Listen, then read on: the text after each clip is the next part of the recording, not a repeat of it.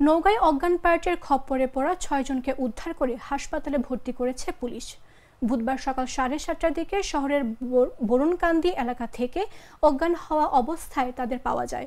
জ্ঞান না ফেরায় এখনও তাদের পরিচয় জানা যায়নি।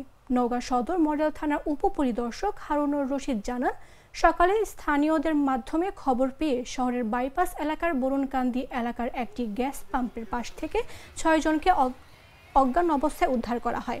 এরপর নওগাঁ জেলার হাসপাতালে ভর্তি করা হয়েছে।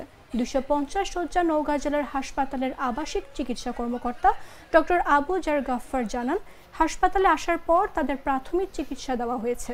চিকিৎসকরা সার্বক্ষণিক তাদের দেখাশোনা করছেন।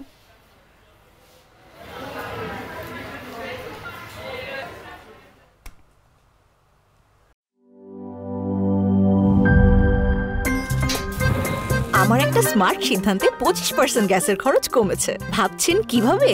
সাধারণ গ্যাস স্টোভ বদলে আমি এনেছি আরএফএল গ্যাস স্টোভ। এর সাইন্টিফিক নজল ও ব্রাস বার্নার ক্যাপ সমানভাবে তাপ ছড়িয়ে রান্না করে দ্রুত। তাই গ্যাসও বাঁচায় 25%, টাকাও বাঁচে 25%। আরএফএল গ্যাস স্টোভ নিরাপদ ও গ্যাস সাশ্রয়ী।